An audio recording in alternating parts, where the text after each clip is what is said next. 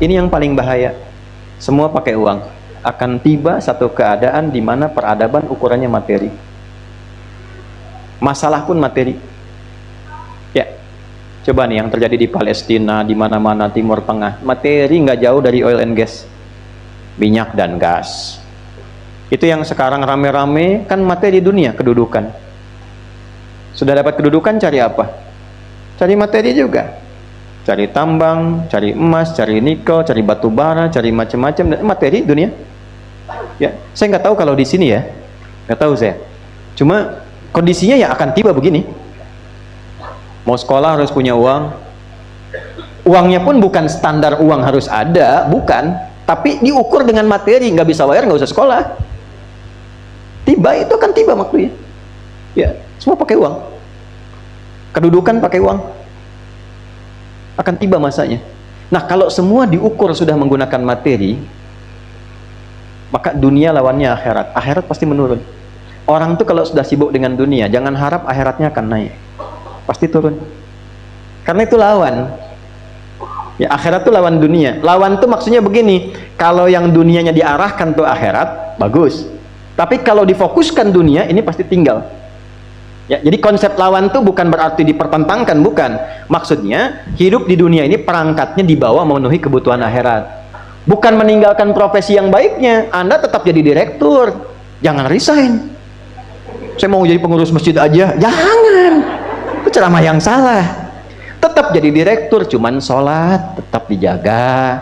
Manajer tetap hafal Quran. Dokter tetap puasa sunnah. Jadi profesinya mengantarkan pada kebutuhan akhirat. Yang salah itu direktur proyek dunia dikejar, sholat tinggal. Ya. Quran nggak pernah baca, larut tadi situ dikuasai oleh dunia. Ukuran akhirat sudah nggak ada. Kalau ukuran akhirat sudah nggak ada, kontrol akidahnya hilang. Kalau sudah hilang, sifat ihsannya melemah. Ihsan itu merasa diawasi Allah. Anta'budallaha ka'annaka tarahu. Sudah pekerjaan nggak jadi ibadah, sudah merasa nggak dilihat Allah. Bahaya. Konsep dasar umat Islam, ibadah itu bukan cuma sholat. Implementasinya pada muamalah. Ibadah turunannya muamalah. Sholat, ibadah, muamalahnya tanha anil fahsyai wal mungkar. Jadi jangan berbuat fahsya, jangan berbuat mungkar. Masih ibadah dua-duanya. Ya, dua-duanya masih ibadah. Hablum minallah, hablum minan annas. Nah, jangan dibedakan. Ritualnya ada pahala, sosialnya ada pahala. Jadi kalau orang sholatnya benar, tangannya nggak akan maksiat. Kan malu, Pak, tangan dipakai sholat terus dipakai maksiat, apa nggak malu sama Allah? Maaf ya, jangan bapak lah gitu, saya ke kamera aja nih. Hei Anda yang baru korupsi itu, apa nggak malu tangan dipakai korupsi terus dipakai sholat? Allahu Akbar. Ini tangan baru nyogok terus Allahu Akbar, apa nggak malu di bawah tangan hasil nyogok? Apa enaknya pakai apa tuh? Tuh baru ngetik yang jelek tuh. Ini begini, ini begitu. Tangannya baru dipakai untuk mencela orang. Terus mengatakan Quran, Sunnah, lalu mengatakan Allahu Akbar takbir dengan tangan yang baru dipakai maksiat. Apa nggak malu? Coba antum tuh yang rekam tuh handphonenya tuh. Coba. Ada gambar apa di situ? Apa nggak malu handphonenya dimasukkan ke saku di bawah sholat dan di situ ada gambar-gambar yang tak pantas?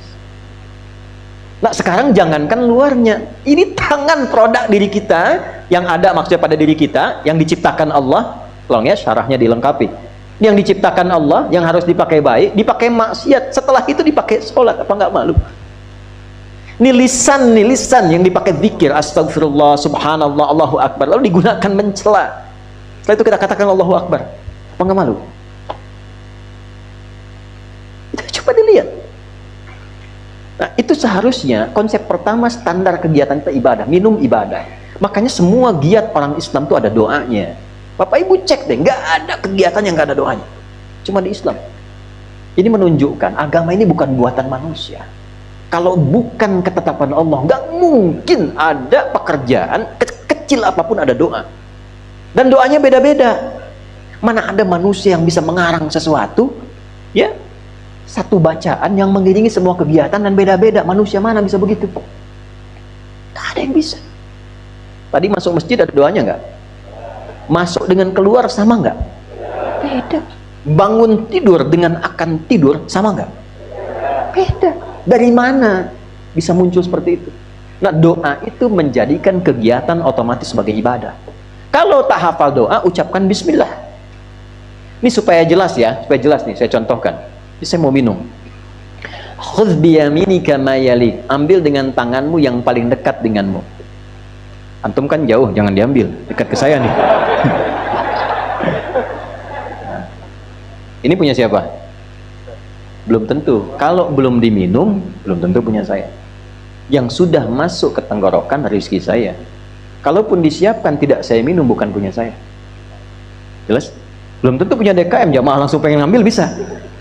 Ya, kalau diridhakan. Nah, lihat sini. Ini saya mau minum. Minum ini kegiatan biasa, menghilangkan haus. Tapi ketika saya minum, menyebut nama Allah dengan niat ibadah. Misal tak tahu doa, saya ucapkan Bismillahirrahmanirrahim. Minum. Alhamdulillahirabbil alamin. Bukan karena segar dan hilang haus, bukan. Begitu diletakkan, dituliskan pahala. Jadi ibadah. Minumnya menghilangkan haus, kalimat tadi menjadikan ibadah, ditulis bekal akhirat 10 kebaikan. Kalau ikhlas. Makanya ukuran ibadah tuh enak, ikhlas. Bukan hasil ya, tapi kalau tadi niatnya pengen ria, pengen begini, nggak ada ibadahnya, abtar, terputus. Nah, sekarang saya mau tanya, kita hidup puluhan tahun sampai sekarang, berapa yang jadi ibadah bakal kita untuk pulang? Kadang-kadang aneh ya, rizki itu kan nggak tahu diatur.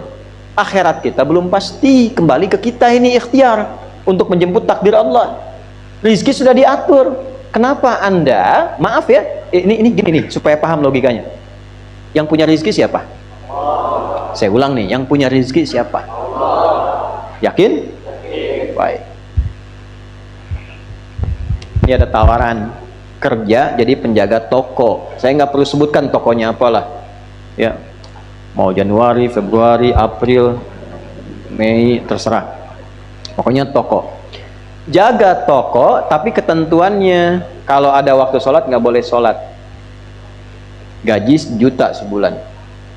Saya tanya, pilih jaga toko apa pilih sholat? Tentu prakteknya demikian. Naikkan lagi deh, antum nih yang kerja di perusahaan. Ada tender nih. Ini kalau 1 juta masih bisa kelihatan, sholat. 100 miliar tendernya.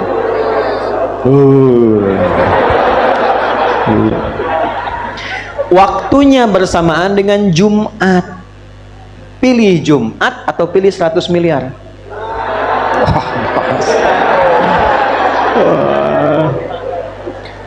Bayar pulsa aja lagi Jumatan. Ini kul ma indallahi khairum minal lahwi wa minat tijarah. Makanya ketika turun surah Jumu'ah itu ayat 11-nya, kalau yang yakin rezekinya dari Allah, maka kejar yang dari Allah ini. Ini aneh, dia meninggalkan Jumat yang suruh Allah, dia yakin rezeki punya Allah, tapi dia meninggalkan perintah Allah. Allah balik nanya, kalau saya wafatkan kamu sebelum dapat itu bagaimana? Kata Allah. Jumat nggak dikerjakan, rezeki nggak didapat. Tuh. Nah, tapi tidak demikian juga dalam prakteknya. Orang yang terkuasai dunia sampai kena penyakit wahan, ukurannya pokoknya uang, nggak peduli. Pokoknya saya harus dapat, berapapun biayanya. Anak saya mesti masuk kuliah di situ, berapapun biayanya. Saya mesti dapat kedudukan itu, berapapun biayanya.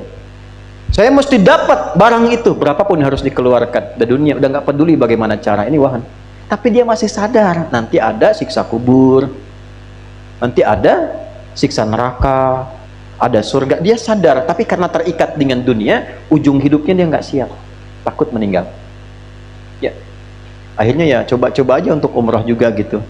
Cuman hartanya dipakai dari hasil nyogok, korupsi, macam-macam. Jadi begitu ada orang haji mengatakan labbaik Allahumma labbaik, maka dijawab oleh malaikat. Allah sampaikan ke malaikat, la labbaik la sa'daik. Enggak ada labbaik tuh, enggak ada sa'daik.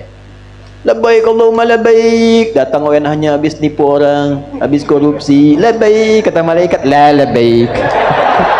Enggak ada labbaik tuh. Tuh albek tuh katanya.